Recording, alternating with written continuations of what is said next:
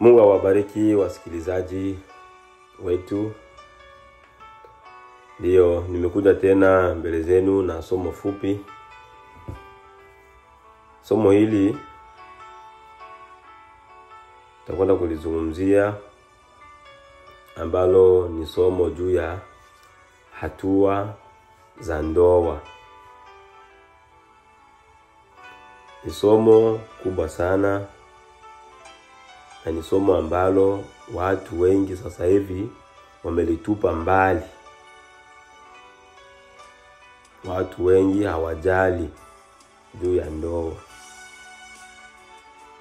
Watumishi wa Mungu wengi hawajali tena hatua hizi za ndoa. Ndoa zinabarikiwa tu hovyo hovyo bila hata kujua, je, hii ndoa ilifuata hatua zake kikamilifu? Hata kijamii tukitoa njia za kanisani, hata kijamii ndoa imepoteza mfumo wake. Ndoa imepoteza thamani yake kwa watu wengi sasa hivi katika kizazi chetu hiki. Nitakuja tu kuwakumbusha, ni mambo ya kukumbushana tu. Nakuja kukumbusha juu ya hatua za ndoa. Ndoa ina hatua ngapi hadi mtu afikie kuwa na mke ndani? Amefanya hatua ngapi? Amefanya nini? Hatua ya kwanza inakuwa ni uamuzi. Maamuzi inakuwa kwa yule mtu anayeoa. Anaamua, hivi nataka sasa nioe.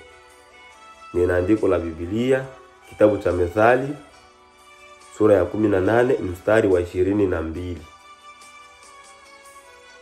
Methali sura ya 18 mstari wa 12. Narudia, labda unaweza ukasikia na ukawa unapenda kusoma kwa Biblia yako. Mtu akitaka mke ameona mema, naye amepata kibali kwa Bwana. Mtu akitaka mke ameona vizuri, ameona vema, lakini au amepata kibali kwa Bwana. Hapa tutasikia tu umeona mwanamke kusherehe, unaomba namba, unaongea naye, na kesho jioni unachukua jiko. Umeomba saa ngapi? Umeamua saa ngapi? Familia imejua saa ngapi ukapewa ruhusa na familia? Hakuna. Na hiyo mtu anakuja nayo hivyo, pastere tuunganishe tupate vyeti.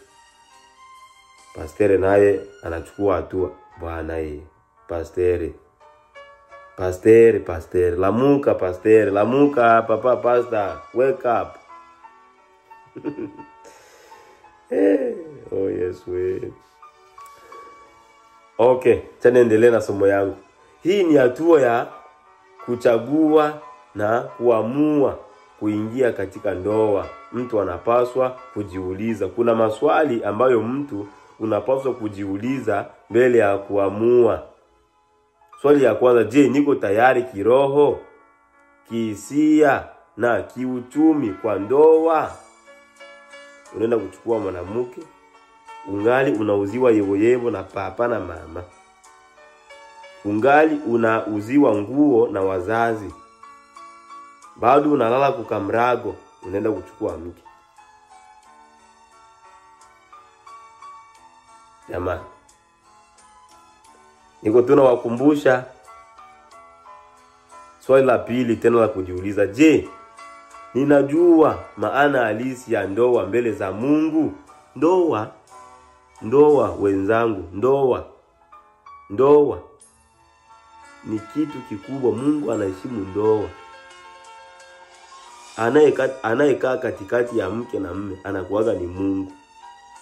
Sio babu, sio baba, sio mjomba, sio mama wala shangazi. Je, ninajua maana halisi ya ndoa mbele za Mungu?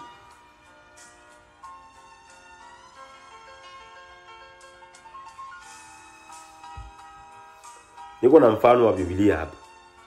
Isaka hakujitafutia mke kwa haraka. Isaka hakujitafutia mke kwa haraka. Abrahamu alituma mjumbe Eliazeri kumtafutia mke sahihi kwa maombi. Eliazeri hakuendaga tu nitaenda tu kule ndio nitapata kafia, hapana. Alikuwa anaongozwa na Mungu kwa maombi. Mwanamke anatafutwa kwa maombi.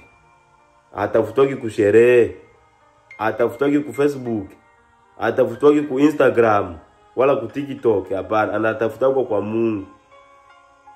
Bagarso tuamuke. Mwanamke akuaje anatafutwa ku Facebook wala ku WhatsApp wala ku Instagram. Mwanamke anatafutwa kwa Mungu kupitia maombi. Verse ya Biblia ukisoma kitabu cha Mwanzo sura ya 24 utapata hayo maelezo jinsi ya Eliazeri alivyokwenda kutafuta mwanamke juu ya Isaka. Hatua ya kwanza hiyo tulisema ni maamuzi. Usisahau. Hatua ya pili ni uchumba. Kuposwa. Mwanamke hapo sasa anaenda kuchumbiwa, anaenda kuposwa. 2020 watoto wa 2000 ndio wanaitwa sasa hivi. Hii hapa ndio hapa inakuwa ni mache hapa. Hizi tunaelewa kuposwa hata uchumba, tunauelewa vibaya sisi watoto. Andiko liko hapa. Usiwatendee mabaya mabinti wa Israeli kwa kulagai.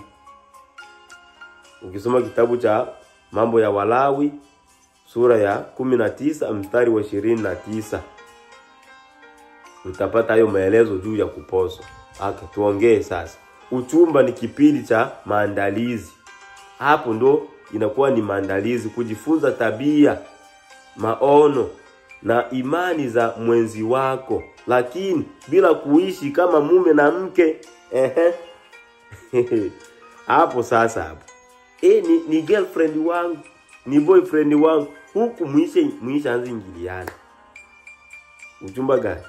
Mtu anaenda funga harusi, anaenda kufika kwa hatua ya mwisho, aisha kuwa na mimba.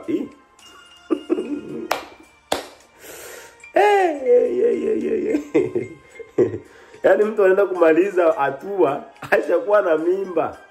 Aisha kuwa hatua ya 6 na angali kwa yaani watu wanamaliza hatua za ndoa na sijui niseme aje. Yaani unamaliza hatua na hujafika. Yaani tunatangulia Mungu mbele. Tunatangulia sie. Ndio Mungu anatufuata nyuma, hapana. Mungu anaendaga mbele. Hapa kuposwa hapa kwa uchumba hapa. Wengi hapa wanaanguka, wengi. Hata ikiwa ni ndoa ya Kristo ya mtu yuko anaenda ukanisa, anatumbia labda binti wa mule kanisani, usipokuwa makini unaanguka na yule binti. Mnaenda kufahamiana kimwili, mnaenda kujuana kimwili kwa sababu jinsi mtaka viendesha huu uchumba hapa. Usipoenda kwenye utaratibu wa neno la Mungu, tutaenda kuona huu uchumba unakuaga haji. Tunasikia uchumba ni kipindi cha maandalizi, kujifunza tabia. Kila mtu anasoma tabia ya mwingine. Unakuwa na maono na imani za mwenzi wa unaamini ule dada pale. Lakini bila kuishi kama mume na mke, hapa sasa unakuta Kasula anatembeza, anatoka hapa anaenda Idao.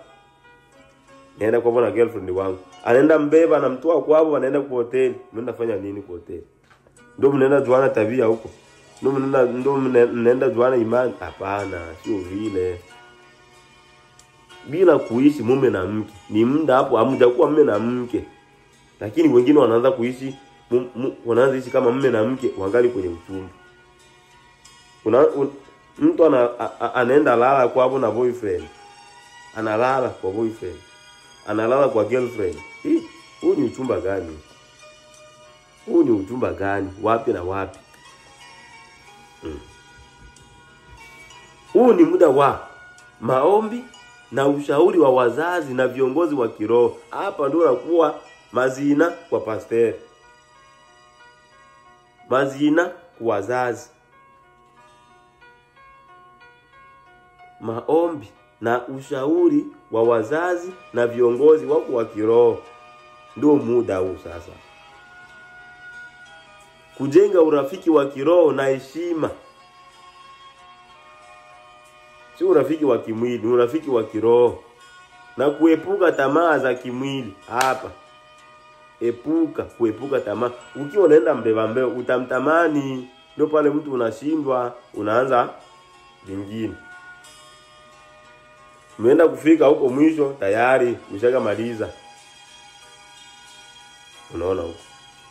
Kwa sababu gani? Hatuendi sawa sawa. Ndio maana vingi sasa hivi vinaharibika. Mwanzoni tu watu wanashindana. Sababu gani? Hatukuenda sawa sawa. Wengine tunaoa wazazi hawajui. Wengine tunaoa tunaleta mwanamke mzazi hajui, hana hata habari. Haujongeaka naye hata siku moja wala kuomba ushauri, haujawahi.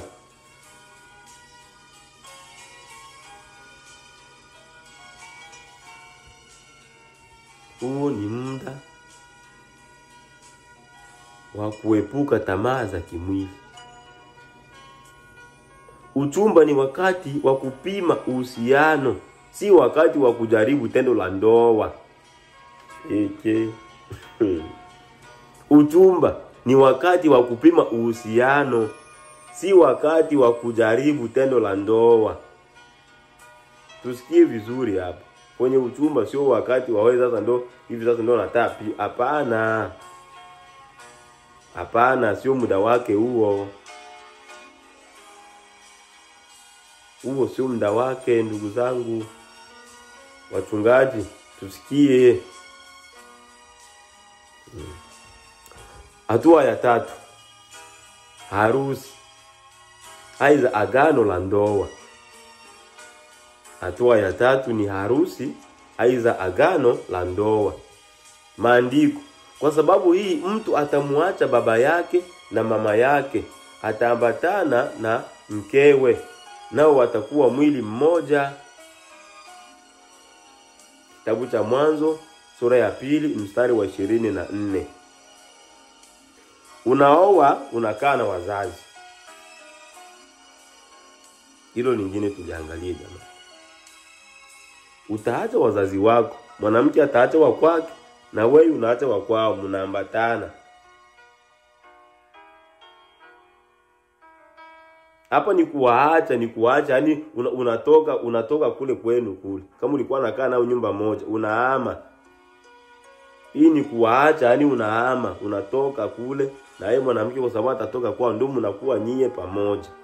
Unakuwa na kwako. Mwanamke anakuaga na uhuru akiwa kwake.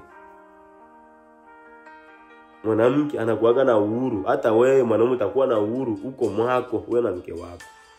Akisonga venyewe kuiva utarisha wewe peke. Lakini akienda songa venyewe kuiva, familia nzima inarisha. Je, atakuwa na raha? Hata wewe hutasikia raha. Gizi ataanza ambiwa, hutasikia raha. Nalisema hiyo. Nalisema. Lakini kama akipika venyewe kuiva, nyewe ule ndio mnavikula, utarisha wewe peke. Utamuappreciate. Ndio namwambia ujaribu vizuri. Unaona tuliarisha hivi. Lakini ujaribu vizuri, andaa vizuri. Mnaenda vizuri. Lakini pale hata ambiwa hivyo, bashemeji batamwambia vingine, anavunjika moyo. Hata kumbuka kama agano aliweka na wewe peke yako, inakuwa ya familia.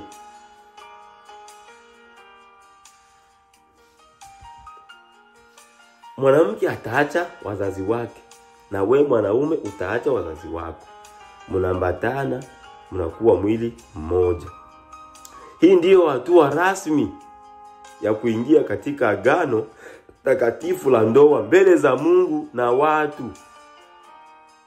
Ndoa ni kitu kitakatifu. Ndugu zangu, ndoa hapo ndio mwanzo wa baraka zako.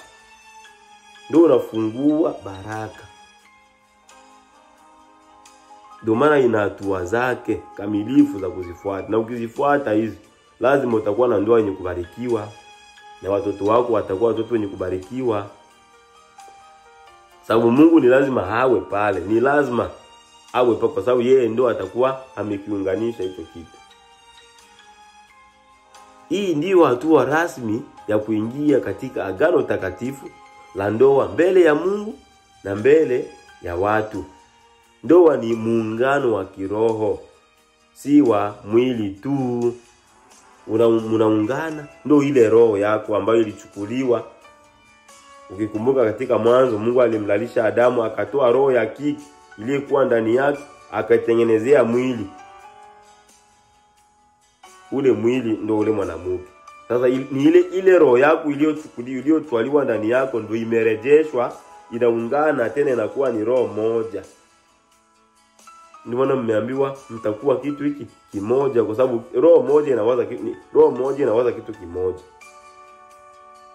Sio roho mbili, ni roho moja. Ni ile roho yako iliyotolewa ndani yako ndio imekuja tena imeunganishwa na wewe. Ndio maana inasema hapa sio wawili tena, ni mwili mmoja. Yaani hapo unaunganishwa sio kimwili tu, na kiroho pia mnaambatanishwa, kwa sababu mawazo yenu yatakuwa ni mamoja, malengo yenu yatakuwa ni mamoja. Hamtakuwa na malengo mawili tofauti, hapana. Ni lazima upate ile roho yako, ile roho ndio kwa sababu Mungu ndo anajua. Lakini ukimbeba ku Facebook ukimbeba ku TikTok sio kwa Mungu, utaleta roho ya mwingine mtu. Ndio maana vinakuya havitaambatana. Ndio maana utakuwa uko nayo lakini unawaza Fatuma na yeye anawaza Shabani. Kwa sababu ulileta roho ya Shabani na wewe roho yako ni ya Fatuma. Haleluya. Ndio hivyo ndugu zangu. Haya mambo ni ya Mungu. Mungu ndo anajua kilichotolewa ndani yako. Yeye ndo anajua. Ndio maana unaambiwa unaenda kwenye magoti, unampewa na Mungu. Sababu yeye ndo anajua ile roho iliyotoka ndani yako. Yeye ndo anaijua. Na yeye ndo atajua mekanizmu ya kuiambatanisha. Ndio maana ndio maana ndoa ni agano takatifu. Mungu yuko pala anahusika katika ndoa.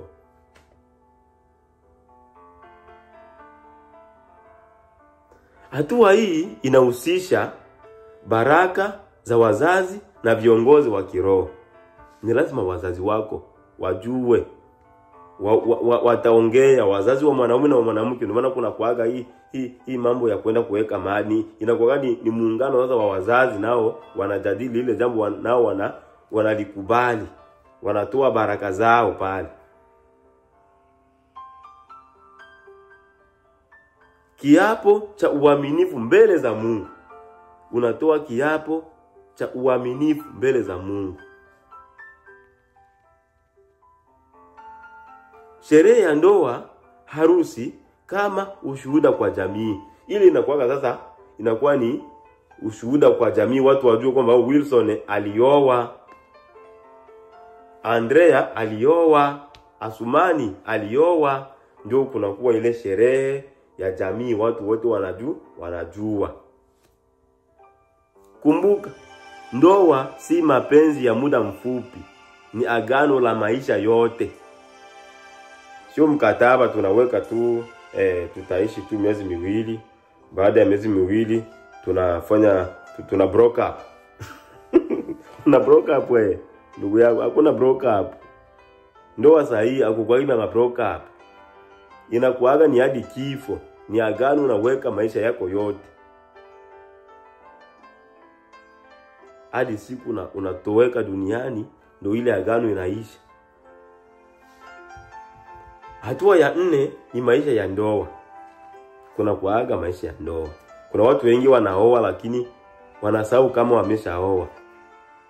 Kuna watu wengine wameolewa, wanasahau kama hawaishi kama watu ambao wameolewa. Hawaishi kama watu ambao wameoa.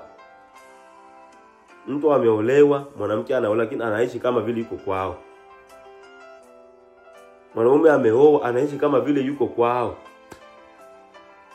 Yale maisha ya ndoa hayaonekani. Andiko, enyi waume wapendeni wake zenu kama Kristo alivyolipenda kanisa. Waefeso sura ya 5 mstari wa 25 inasema hivyo. Hiyo ni wajibu wa kila mwanaume kumpenda mke wake. Kupenda roho yake. Jinsi unavyojipenda, kwa sababu ile ni roho yako. Jinsi unavyojipenda ndio utapenda ule mama. Ndio utapenda huyo dada, sababu ni sehemu ya wewe. Baada ya harusi, ndoa inahitaji upendo wa kweli. Bule wa kuchiti tena hapana. Bule bunaisha. Mawasiliano ya wazi, unakuwa open. Unakuwa open kwa mke wako. Unaongea kusimu, akifika unageuza mada. Zile mbao hajafika. Ongea wazi, ulikuwa unaongea na nani baba? Mwanamke anaongea kwa vitu pale, hawana hivi. Kuna kuaga mawasiliano ya wazi, mnaongea wazi. Mke wangu hivi na hivi. Mali zetu hivi na hivi, hela zetu hivi na hivi. Hivi kuna watu hawajuagi hata mwanaume. Mawasiliano ya wazi. Mawasiliano ya wazi huwa yanatoa wasiwasi kwa wanandoa. Imagine niko na chat hapa. Niko naandikiana kwa simu, mke wangu anakuja naficha simu. Atahisi nini? Atajiuliza nini? Sasa niko naongea kale kanguo kalikuwa kanakubana vizuri, shape zilikuwa zimetoka kabisa. Mbao. Tutakata mbao, tutazikata kesho, tutakata mbao kesho. Hivyo nadhani atajisikia akikuja tu ile atmosphere nilikuwa nayo na ichange pale. Atajisikiaje? Aiza wewe utajisikiaje wewe mwanaume? Lazima hautakuwa na amani. Lazima hautakuwa tena na ile trust, kumtrust mke wako wala kumtrust mume wako. Kwa sababu hakuna mawasiliano ya wazi. Na hiyo inakuwa ni mojawapo ya kuvunja ndoa. Kinageuka kifo hapo kinakuwa ni kifo hicho. Sababu unaambiwa kifo ndio kinapaswa kuvunja ndoa. Sio mambo kama hayo.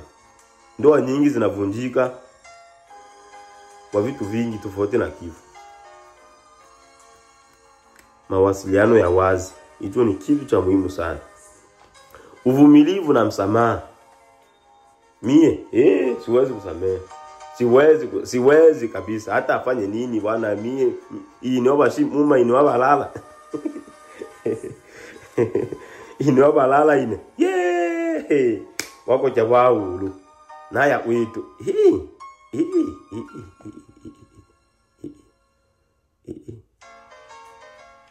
Kusamea na upendo unakuaga unavumilia. Upendo unakuaga unasamehe. Kama unampenda utamvumilia na utakuwa na msamehe. Kama mnapendana mtakuwa na vumiliana na mtakuwa mnasameheana makosa yenu, kwa sababu mko watu, nyinyi sio malaika. Na upendo ndio unafunika hayo yote. Maombi ya pamoja. Na hicho ni kitu kinasaidia sana ndoa zetu kuishi vizuri. Tukiwa na maombi ya pamoja, inafika jioni, unakusanya mke wako, kama mshakuwa na watoto unaweka pale, mnaimba, mnaomba. Mnasikia mko na ndoa yenye furaha. Shetani hatakuwa na muda. Kila saa akikuja nakuta uko na nguvu za Mungu. Tukumbuke haya mambo jamani. Ni mambo mazuri ambayo tumeyapoteza kwenye ndoa zetu. Tumeyapoteza na wengi hatufanyaji haya. Unakuta tuko na changamoto nyingi sana. Matatizo mengi. Changamoto zipi? Lakini mume na mke wanapaswa kushirikiana katika kila hali. Kwa sababu tuna upendo. Kwa sababu kuna upendo mle ndani. Katika kila hali mtashirikiana. Ndio kile kiapo unasema kwa shida na raha, kwa magonjwa, kwa maskini, kwa utajiri, nitakuwa naye. Huyo mwenye amesema hivyo Jumamosi kwenye harusi yake, kufika mwezi mmoja tu, unampigia hapo na vipi shemeji? Shemeji yako shemeji yako alirudi kidogo vimeisha. Hapa alirudi kidogo vimeisha. Je, kile kiapo shida na raha vimeenda wapi? Amevisahau? Amesahau kiapo? Tunafanya vitu hatuna susi. Ni vitu ambavyo Mungu hayumo ndani, vinaanza bila Mungu, ndio maana vinaisha bila Mungu, vinaisha ovyo. Sababu hakuna Mungu ndani. Vinaanza kwanza bila Mungu. Wewe mwenyewe umetolewa kwa Facebook. Au kutafuta kwa maombi. Ulimtafuta kwa Facebook. Ulimtafuta kwa Instagram, kwa TikTok, wala ulimpata kusherehe. Sio kwa maombi, kusherehe. Kwa sababu havikwanza na Mungu. Na haviwezi kudumu kwa sababu hamuna Mungu. No. Ndoa nzuri si ile isiyo na matatizo, bali ni ile iliyoshinda, inayoshinda changamoto kwa pamoja, kwa msaada wa Mungu. Hiyo ndoa nzuri. Ndoa nzuri si ile isiyo na matatizo, bali ni ile inayoshinda changamoto kwa pamoja, kwa msaada wa Mungu. Ndoa nzuri. Yana manya, yani manya no. Yana manya mbuka. Hiyo ndo lazima kwa ushirikiano.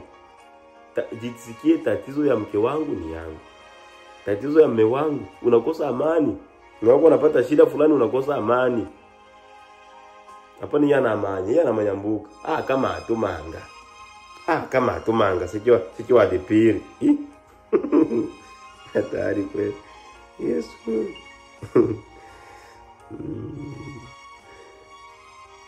Ni hatari.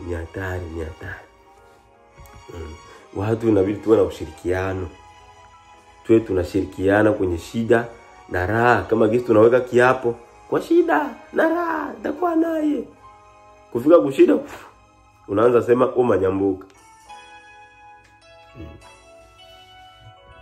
Hatua ya 5 ni uzazi na malezi ya watoto. Maandiko, watoto ni urithi wa Bwana. Kitabu cha Zaburi ya 127 mstari wa 3. Watoto ni baraka, lakini pia ni wajibu mkubwa wa wazazi. Wazazi wanapaswa kufanya nini kwa watoto? Kuwalea katika njia ya Bwana. Hawa wa 2000.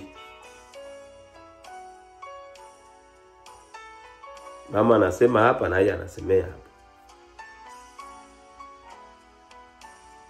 Mama anasema hivi, iko zake busy kuchati, kwa Facebook iko live anacheza. Hana muda wa kujifunza.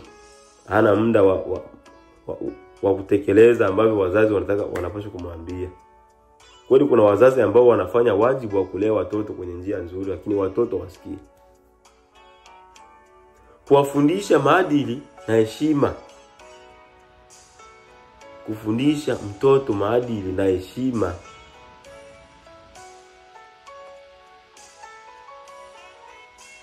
Hiyo ni kazi ya wazazi. Kufundisha watoto kuwa na maadili mazuri pamoja na heshima nzuri. Hiyo ni kazi ya wazazi. Kuwapenda na kuwa mfano mwema. Watoto wa fulani, watoto wazuri kabisa, watoto wanakuwa na adabu, watoto wana heshima, watoto wana maadili mazuri kabisa. Hiyo inakuwa fieri. Mzazi akisikia vile anasikia fieri kwa watoto wake. Anasikia raha kwa watoto wake. Ni watu fulani, siwezi penda wale watoto wazifika hapa.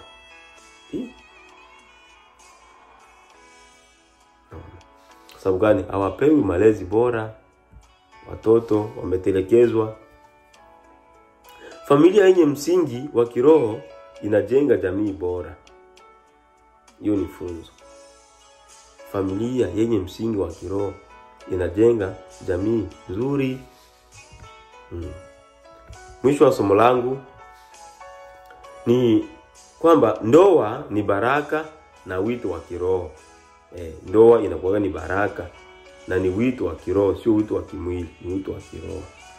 Ni safari ya maisha inayohitaji Mungu kama msingi. Mungu ndio anapaswa awe kwanza, akuwe kubazi, kuwe msingi. Upendo kama nguvu. Upendo ndio nguvu katika ndoa. Uvumilivu ni kama silaha. Uvumilivu ndio maji ya kupiga nayo majaribu. Kitabu changu cha mwisho ni kitabu cha Mhubiri sura yake ya 4 mstari wa 12. Kamba 3 hazikatiki upesi. Hizi kamba 3 ni nani? Kamba 3, kamba ya kwanza ni mwanaume, ya pili ni mwanamke, ya tatu ni Mungu. Ndio hizi kamba 3. Kamba 3 hazikatiki upesi. Bwana Yesu awabariki sana. Kwa vijana wenzangu ambao wako kwenye njia za kuoa, hii video ikikufikia, tafadhali isikilize mara 2.